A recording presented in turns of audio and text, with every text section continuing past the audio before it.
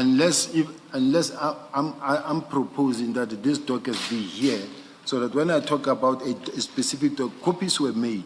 When I talk about a specific case and say, here is this case, this is the last entry that was made, then we put it aside. Then it won't be regarded as a claim because it will be showing documentary evidence.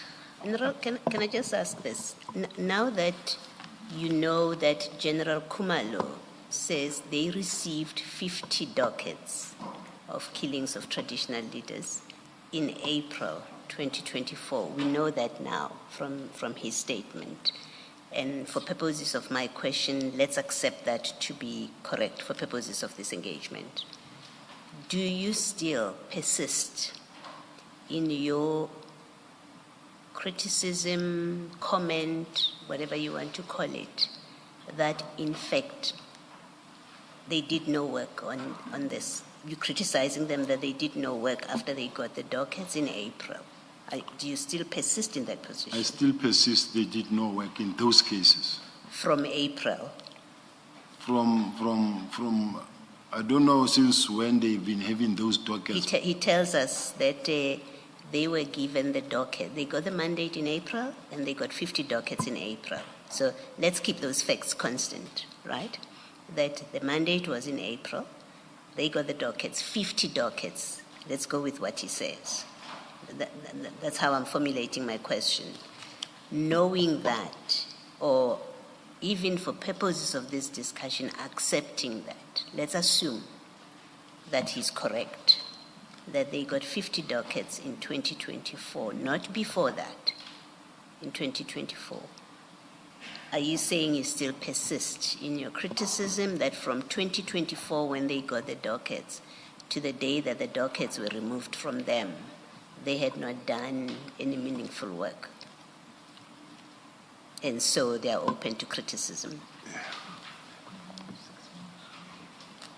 Once again, Chair, I want to put something on the table. It looks like everything that comes with General Khumalo or General Masemola is a gospel truth and it's accepted and is the truth.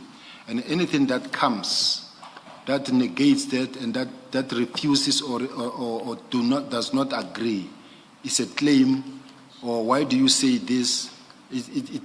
To me, it's a problem in a sense that what General Khumalo says and what we say, now for the chair to make a good determination, we need other witnesses or other dockets or evidence in front of us. Let me stop you. What from my question makes you say that? What in the way that I formulated my question makes you say that I've taken what General Khumalo as gospel truth and what you're saying is questioned? And I'm asking not to be argumentative because I really am interested in an answer to my original question. So I want to clarify to the extent that you tell me what it is in my question makes you say, I take it as gospel truth. I want to clarify myself so that you understand that's not what I'm doing. And in responding to the commissioner's question, I want to start it from where the evidence leader is saying, reading from Colonel Khumalo's statement. Yeah, no, General. No, I have to stop you. Please forget what the evidence leader has said. All she's read what she says is contained in a statement of General Khumalo. I formed my question this way. I said, assume for purposes of our discussion. Let's assume that is true. That's not an indication, at least from where I sit, it's not an indication that I accept the truthfulness of that statement. That's why I said, let's assume for purposes of our discussion that he is correct when he says they only got they got 50 dockets in April. Would, on that assumption, assuming that to be correct, and maybe it's not correct, that's what an assumption means. When I say assume, the converse of it is I'm not taking it as truth. Assume that what he tells us is correct or is the case.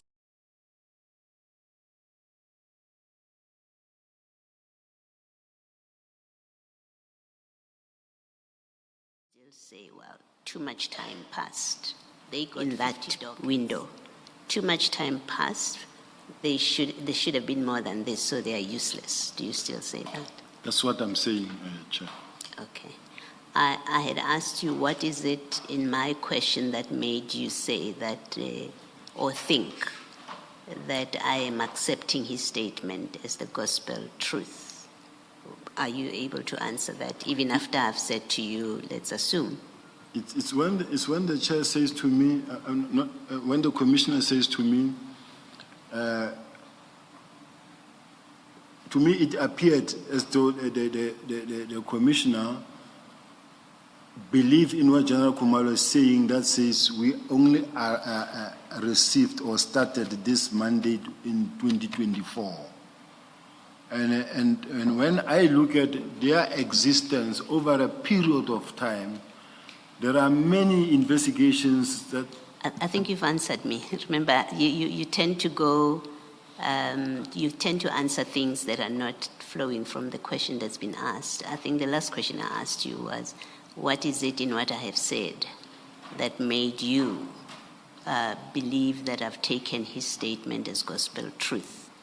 That was my question. And I think you say, you repeat from what I've said. That's fine. That's what the answer is. Thank you. Mr. Sim. Thank you, Commissioner Beloy.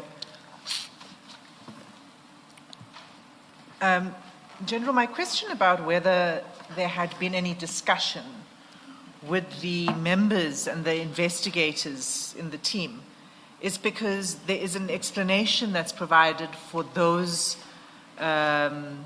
dockets where it appears that there's been no movement with reference to the C-clip, or where there genuinely has been no movement in a case and the explanations for it. And I just want to tell you what these explanations are. For this purpose, we go back to Colonel Khumalo's statement. And I'm not going to read through in detail. I just want to highlight the few points because this question was obviously, or this issue, this accusation was obviously something that they took seriously and provided a statement in which they analyzed the dockets. And there are a few things that he said. The first is that the dockets that are handed over to the PKTT are particularly complex due to the nature of the cases, which are often linked to political assassinations where the true orchestrators of the hits remain concealed. So the first thing he says is, bear in mind that what we are being given are complex matters. That's why the task team was... Advocate Hazin, where are you reading from? Colonel Khumalo's statement. It's at... You said general, that's why. Sorry, I thought I said colonel. Sorry, it's page 265.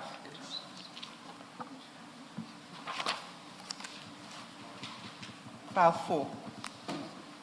And it's paragraph 4.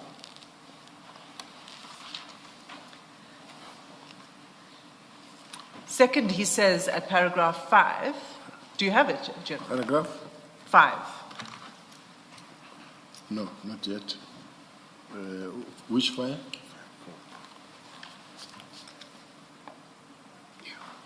Right. It's also projected on the screen if that's of any use. 267.